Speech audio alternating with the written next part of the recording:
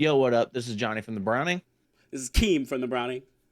and today we are doing a The Browning interviews the Browning. And before we get into it, which we're going to get into it real quick, I need you guys to go to thebrowning.net/tour and check out if we're coming near you on our tour in January with Dropout Kings, Filth, and the Defect. It's the hypest tour that's going to be popping off right then. So make sure you head over to thebrowning.net/tour and check out and buy them tickets early. So let's get into it. Basically, I'm going to ask Keem some questions. Keem's going to ask me some questions.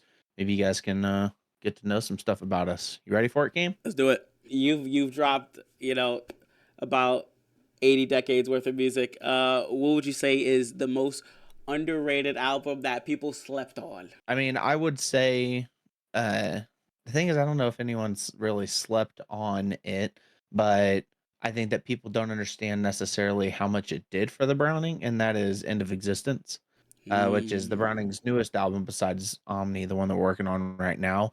That album did a lot for the Browning, not just as far as like a following goes, because at the start of that album versus the end of it, Browning's bigger than it's ever been, for sure.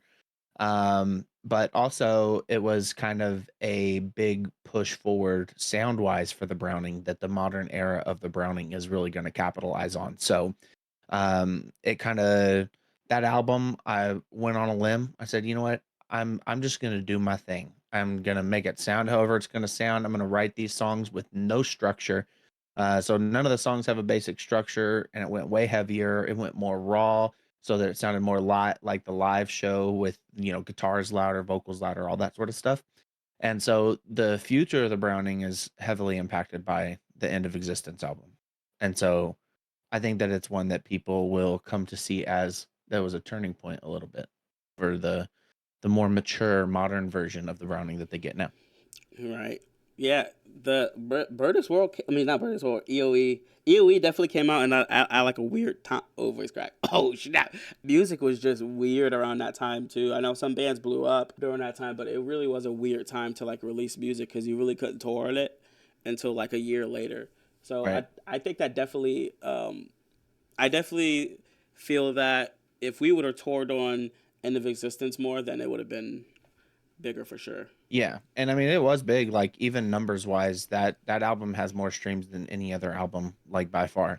And Mm, so it's good. I just think that people don't recognize it for how big it was for the band, just right. because we started dropping new stuff and it wasn't a lot of tours like you said. So what is it that made you decide to start doing like reaction content online? Oh, because I was in a band before I did reactions, and so like uh, I still wanted to be in the music scene in some way capacity. So what I was doing before I did reactions was I was moshing in public to local band songs until I started to get kicked out of places. I was like, hey, you can't do that here. So I was like, oh, I'll start a reaction channel. And I saw Right. like FYM reacts to it, which he recently came back, and I was like, oh snap. So I started doing reactions, and it really took off. I think, don't quote me, I think I was the first, I think like channel, reaction channel in metal to like post on social media, like reaction clips on social media. Oh, rather than like just YouTube. Yeah. Or Nice. I made it popularized. That's right. I ain't gonna lie. I'm taking that credit. I There you go. popularized it. Yeah. The clips, the short form content, all that sort of stuff. Yeah. Would you have ever expected that doing reactions would have led to you being in such a sick band like the Browning? No. Because if I didn't do reactions, you wouldn't know who I was, For sure. That's even though we met. people got to put themselves out there. Exactly. Exactly. Yeah. It's crazy because he sent me End of Existence, um, and I was like, dang, this song is sick, but then he left me on red for 2 years. That's because I guess he didn't use Twitter anymore. True. Exactly. 100%. And yeah, he basically harassed me to join. There you go. There you go. That's the lore. That's the lore. Next question. What was your first job? My first job was working at a car wash. I was 14 years old, fresh in high school. I really wanted a car, so My dad said you got to work for it. So I had a car wash job. I was working the tunnel. I scrubbed the bugs before you went in, and yeah. How long did you have that job for? Oof, I had it for. I think I had that for like a year and a half, and then I moved to Winn-Dixie. Working What did the car wash job teach you about the world? that people suck. What do you mean? That it's not about because you know how you don't really have like an outlook on life yet until you're like in like high school, until you're like really out in the world. Yeah, And some people are just miserable, like I straight up could I could miserable. my first job, that might have been one of the things I took out of it too. My first job, I worked at Pizza Hut, and I was like 15, and I was just like, how is this 45-year-old this worked up about pizzas right now? Yeah. Like, chill out. Mm-hmm. Like, you're Mm-hmm. yelling at me over pepperonis. Like, get away from me, you Yeah. know? And that was the managers who I'm talking about. Like, this person's life revolves around making people's pizza, and they're just screaming at a 15-year-old, like, you Yeah. know? But I had like soccer moms that would bring their like vans in that had like dog poop in it, and they're like, you won't clean this up? You're a car wash. It was like no, we don't do that. And you know, it's like dang, people are just really miserable. That's wild. And I guess if you haven't worked a job, you don't know about those weird. I would never have thought someone would think they could wash like the car poop out of the inside of their car at a car Yeah, wash. yeah. So we're like a outside inside. So like Yeah, you run it through, and then you'll come around, and then you'll get out of your car, and then we go inside and like vacuum your car and stuff like yeah. that. But yeah, people. She thought we would just clean up her poop. I'm like, we don't do I that. had my second job was at a Godfather's Pizza, Ooh, and it was mainly pizza, but we sold hot wings. But that's literally what they were called, was just straight up hot wings, and there was one sauce, one flavor, that was it. And this lady got the hot wings, and they were eating in the building, and she came back like 15 minutes after she got them, having like 7 out of 10 of them gone, mm, and wanted to refund our money because she said they were too hot. man. What were they? Yeah. What were they seasoned with salt or something? No, it was just like probably. Yeah, just straight up Buffalo. Too Or hot. It's just like, "They're called hot wings." yeah, What do you yeah. mean they're too hot? She was like, yeah, I don't like these, but they're good though. Yeah. But I don't like them. Too hot. Yeah. And I don't know. I feel like a first job, that might be a lesson a lot of people learn at their first job. In the comments below, what was the lesson you learned at your first job? And actually, what was your first job? Did you love it or hate it? Are you still there? Next question. All right. In this modern scape, a vocalist. RuneScape? What? You talking about RuneScape? No, in the modern landscape of metal right now. There we go. Yeah. A modern band, right? You could choose any modern band that their vocalist gets sick or something like that, needs someone to replace, and they call you. They're like, "Hey, yo, we need you to come fill in." What band would you most feel comfortable replacing, or a vocalist replacing? Probably Oceana, just because I can Mm, sound exactly like Adam. Like, he's probably the person that I can like mimic the best. Um, and then also a lot of his lyrics are unintelligible, so I could just kind of, you know, no one would know. I would just sound like make the noises, yeah, and so that would probably be the easiest one for me just to hop in. Like if he called me tomorrow and said, "Yo, I need you to fly out," I would be there. tight. Where like if Lorna Shore hit me up, I'd be like, I'm not gonna embarrass myself like Yeah, that. Not happening. Like too many people know your lyrics, and like, yeah, I'm just not gonna do that. yeah, And so yeah. Oceano probably would be my go-to, because I love Adam's vocals, and I can sound just like him, and then I could just make noises and it'd be fine. That's a good choice. I wasn't expecting that. I was expecting like freaking like Sleep Token or something. You know? Sleep token? Yeah. No, it was a joke. No, of course not. Okay, good. The Now there was something I learned about like a bit later, or at one point, where so whenever we toured with Impending Doom, there was a tour of Scream the Prayer that they had to get a fill-in for Brooke, and I was told later, this was years after that tour, uh, they told me that they were going to ask me to fill in for Brooke from Impending Doom, but the Browning already had a tour planned, and so they went and asked someone else. I think Old Boy from O Sleeper did it. And I was so bummed. I'm like, dude, I would have quit my band to go do one tour for Impending Doom. That That'd would have have been been so sick. crazy. Yeah, that would have been Yeah. super sick. So I would do Impending Doom as well. Brooke's one of my favorite vocalists ever, and I know a lot of their music, so I could hop in and make it happen. And little fun fact: Brooke was supposed to fill in for the Browning. Yep. I whenever we on the last tour, I needed to fill in for a few days, and he was the first person I hit up and asked. Yeah, Yep. it would have been crazy. Yeah, it'd have been sick. Next question: if you could play guitar for any band, what band would you play guitar That for? was Prada, Why? because that's like one of my like legacy bands, and yeah, I even learned some of their stuff on guitar. So yeah. But what makes Devil Wears Prada good? Like straight up. I'm not saying they're bad. I'm just like I don't listen to their modern stuff, or Right. I didn't listen to a ton of their catalog. Like what makes them good? Like why are they such a mainstay band in the scene? They're such a mainstay band because, well, they have progressed a little in their sound, but they still have that Prada sound, and it's so unique that sets themselves apart that they can Is it keep a on writing. scream or the cleans? Like what is it? Well, it's his screams and the guitars for sure, and his singing. Actually, it's a Yeah. culmination of them. Yeah, and his one-liners are crazy.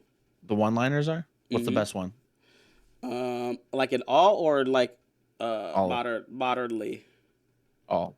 I know a ghost. That's one of the best Casper? ones. You talking Danger about Wild Casper? Man. Danger Wild Man. Fun fact about Devil Wears Prada, their keyboard player John, me and him Mm. was in a band together whenever we were like 15 called We Are the Plague. Ooh, that's like Yeah, I played drums, he was keyboards and vocals. he was doing like what, singing? He had some screams and he was mainly the keyboard player. We You should run gotta it back. exactly. You gotta find the demos. I asked him, I hit him up. I was like, dude, that'd be crazy, especially because like those songs would really work for the Browning. Like, and so I was like, hey, find them demos, man. But he said he lost them forever ago. Was there ever on like MySpace? It was on, yeah, MySpace, Pure Volume, all that sort of stuff. It was called We Are the Plague. It was good, dude. Did We you had potential. We were just did you too try to look young, it up on Time probably. Machine? I've tried looking it up on stuff, but I don't know how to. I don't know how to find that stuff. Maybe we'll do a video of finding old Browning songs and weird plugs.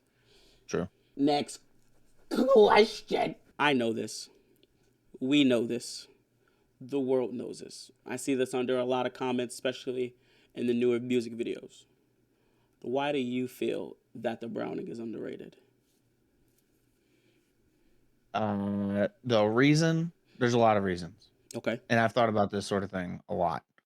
Um, because I overanalyze because obviously it's part of my thing. This is my baby. I'm doing it no matter what, but I obviously want it to have its most potential.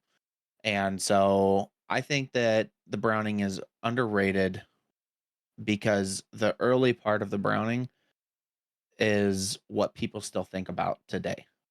So a lot of people was exposed to the Browning back in 2010, 2011. We were doing a bunch of like scene tours, like core tours. We were being pushed to the scene, right? Um, and people might have listened to it then. And I'll admit the sound then was not as easy to digest as the sound now. It was a bit weirder. My vocals weren't as good. Uh, I can admit all that stuff, and it's very obvious if you go back and listen to it. Um, and so the mass majority of the scene that was exposed to the Browning in 2010 or 2011 just since hasn't given it another shot since then. And so when people think the Browning, they think about that. Whereas, like our fans who think about the Browning, they might think about Geist or the new music or anything like that. The people that weren't turned off by the old stuff, and there was a lot of reasons to be turned off by old Browning. You know, the music was weird, the mix was weird intentionally. Like I've demanded for synths to be the loudest thing. I'd rather guitars not get heard. So it was just my mindset back then. I wanted that specifically. So it was exactly what I wanted, but I can look back at it now and be like, okay, that might not have been the best choice. Um and so weird name, weird sound, whatever. I can understand why people in the past decade haven't gone back to it for some reason, you know? But I will say that there, with the thought that people think that the Browning is underrated, I think that that also doesn't give credit to what the Browning actually is now. And the Browning is bigger than people think, especially a lot of people in the industry or a lot of people in the scene. Like we pull serious numbers live, really consistent, good live numbers. That's why we get really good, consistent like support tours. Um, and so I think that this album is the one that that big loyal fan base that has held true for a long time continues holding true, but the sound is more easily listenable now. And the name also is just so synonymous that people don't think about it or it's not as off-putting. So I think that right now is the time that the Browning could actually pop because name recognition, everyone knows the name. The sound is way more digestible, and our loyal fan base has just stuck by us forever. So yeah. But I've always wanted to listen to this band, but I can never get past the name. But Yeah. I'll listen to Dying Fetus, Cannibal Corpse, Infant Yeah. Annihilator. That's okay, but the Browning it just doesn't sit right with me. That name is so off-putting. I could never understand that. Like Right. even when I first started listening to the Browning, like it never struck me as like, oh, it's a terrible name. It's like, oh, it's the band name. Like that's it. Like that's the band name is the Browning because there was Right. all these other names that are still around. It's like it never Right. bothered me, but some people are. Yeah, it is less of much less of a thing now than it was early on. Early on, the name thing was just so annoying. But nowadays, like I said, I think that people have gotten so used to it that it doesn't matter And we as make much. fun of it too. Like so it's Yeah. And you got to embrace it. yeah. 100%. Next question. You being a lifelong super fan of me, right? It's confirmed. Right, The right, right. What is your top 5 Browning songs of all time? Of all time, you ready? Yeah. Wait. I'm gonna build up suspense so it look like I'm actually thinking about it. Oh Okay. man. Number one is gonna have to be Sadist. Number two is Soul Drift, which drops Friday. Ooh. Ooh, right? You like that? You like that? You like that? Yeah, I got Soul Drift kind of bumped up there. Number three is gonna be Fifth Kind. Um, Number four is gonna be Ashamed, and number five. Wait. What do you think number five is? I think number 5, Fearplex. No, No? Oh, I didn't. I choose you. Oh, Come classic. on, that's a classic. That's a classic. What is it about? Because so all those were on, besides Soul Drift, were on Burn This World and Hypernova. Mm-hmm. So why are those still your favorite? Is it nostalgia? Yeah, I'm like a real nostalgic person. I'm like a real nostalgic. Fell in love with it. It feels weird to say it. That's how I like fell in love with the Browning. So it's like that's like their worst product. Their older stuff will always be better, always. Yeah. And I'll always hold their older stuff higher than their newer stuff because that's what I attach to. So yeah. So there's a lot of bands that are kind of stuck in this situation with some people, right? Right. And so almost anyone say it.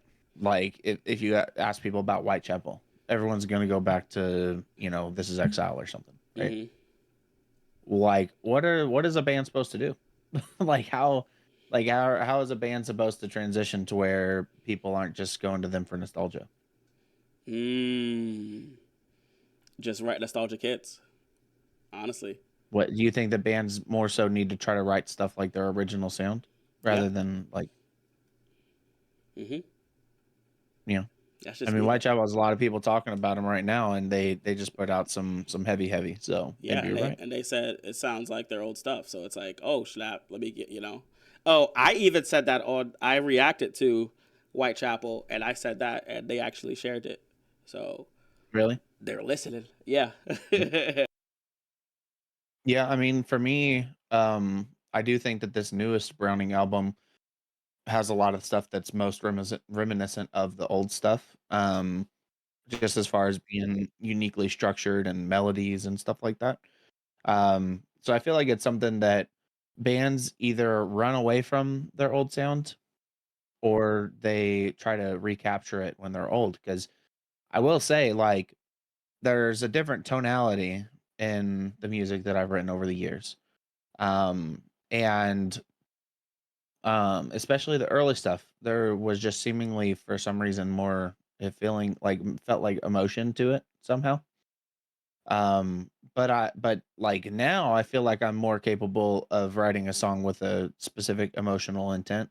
But I feel like back then there was just something about the melodies and stuff I did that had that. And so to recapture that now is something that I'm working on, but it's just weird how like songwriting changes over time, like your abilities and just the way that I think that things start becoming too over analytical rather than just writing whatever is going to be written. um, and I think maybe that's one of the benefits to this new album for the Browning, because the way that we were putting out songs, I basically had to write a song and it had to come out. And so whatever I wrote is whatever I wrote, and that's what came out as a single, you know? Whereas like a lot of the other albums, the way that it was done is I'd spend 2.5 years writing and then pick out the songs. And so I had time to kind of go through and overthink stuff. This one, I couldn't overthink anything. I basically had to freestyle some stuff. This will be the Brownies like best work for sure. Best like mix of old stuff, mix of new stuff. It's gonna satisfy the old fans, and it's gonna draw new fans in. But I just have an emotional attachment to the old stuff. I'm just an emotionally attached because it speaks to me in like aspects of my life or stuff that I've been through, and I was listening to the songs at the time and had it on repeat. So that's why I have like emotional attachment to those type songs. But the new stuff, hands down, is the best. Next question. I know you have this band called what is it? This side project, the Effect, Dang, the effect would be tight. the Effect would be It's not bad. tight, wouldn't it? The Effect would be a tight name. So the Defect, The defect. That's what it was. The defect. right? This is a husband wife duo. So like, how do you feel about that? How do you feel like how far do you think the Defect will go? Of course you want it to go, as far as it can. But I know you're a Well, realistic person. yeah. Realistically, I think that we could be bigger than Metallica. Okay, go ahead. And there's a few reasons for that, Mm, right? talk to him. Um First of all, I do really think that it could be big. And it's just because the sound I feel like there's not a band that is doing like rock mixed with electronics in a way that like that I'm doing it with that. Now the thing is the Browning did do it. But that's what the how it came about. The defect was that I had this music that I was writing for the Browning, but the Browning had like a soft side and a super heavy side. And so I wanted to be able to kind of give people more of both of those without sacrificing the Browning's like typical sound by putting out like half rock songs, half, super heavy songs. And so the defect just naturally made a lot of sense. And it's not like I just randomly started writing some rock music because I want to, have a big, huge band. That's music that I was already doing, and it just makes sense to focus on it as its own entity as well. And also just going into the future, doing it with my wife, Moon, as the main singer, just makes touring and this life a family affair rather than me just being the guy going out and doing whatever. And so that was part of the strategy as well is, the Browning, like to think realistically. I write Browning music forever, but how long can I perform Browning music for? And how intense it is, you know? Like maximum what the Browning can perform for another 20 years or something. Like by the time I'm 80 years old, I could be writing soft electronic music with my wife and people would still be down with it because it, you know, the Defect could transition in that way, you know? So I see the Defect as lifelong project and goal, and just with the potential, it's just through the roof because you know, electronic uh music is huge, rock music is huge. Put the two together and it could be bigger than anything. That's true. It really could. Like Yeah.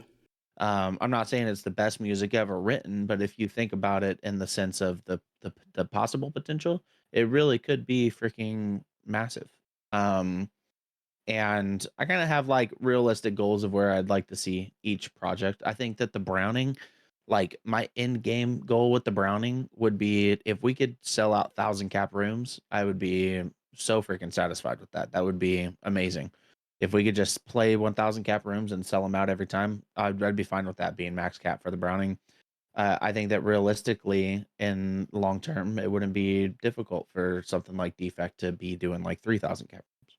And so it's not just a money play, but it is a thing that for me and my family to be able to do together and something that could help me make music even more of a career. Like metalcore, deathcore can only go so far in theory. And but maybe not in the modern world. Look at Lorna Shore, look at Knock Loose, look at all of them, you know? Anything can happen for sure. It really could. Yeah. And the Browning has that same potential. We just need to do it in the right way. And it could potentially happen. And you just got your daughter a guitar, so True. And then we pass on the Defect to pass on the Defect to her.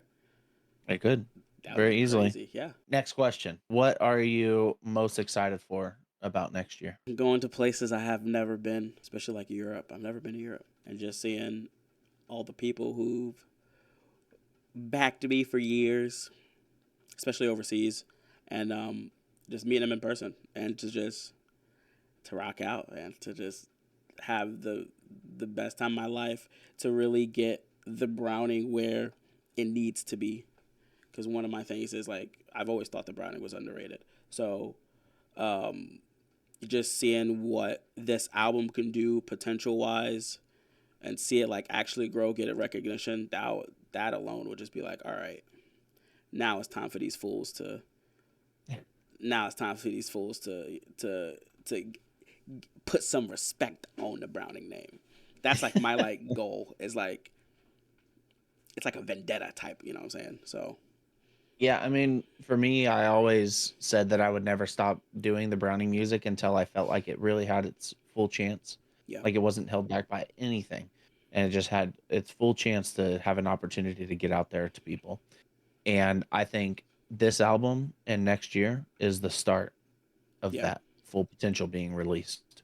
I feel like I've been held back forever, and I feel like right now is the time to just unleash the fury. exactly. You know that quote from that movie is a road trip. Unleash the fury. The Fury of the movie, the war movie. No, it was from Road Trip. Tom Green, he was like feeding the snake a mouse, and he was like screaming at it to unleash the fury. Nope, don't recognize it. Never seen Road Trip. So, yeah, I'm very excited for next year. To end this video, it's a good spot because I think that next year really is the year the Browning really has its fullest potential. I'm excited to get out there and tour full time like we used to do, hit all these cities. And again, if you're here this late as well, make sure you go to thebrowning.net/tour. See if we're coming near you. Yep. If we're not, then enter your email into the email link there so that we can tell you when we're coming near you. Join our mailing list. Um, and yeah, we're gonna be uploading more videos here on the YouTube channel, so make sure you subscribe and then come kick it on tour. We'll see you guys again. Also, did you know that the Browning has a Discord? What are you doing, Johnny? What? Come on. Discord.com/burn this world. Yeah, come on. We live it linked. With the link to be right in the description. You don't even have to search it up. You just click. right Yeah, there. join the Discord. Come hang out. We do all the behind the scenes stuff there. Exactly. So Sweet. we'll catch you on the next video. There will be many more. Peace. Peace.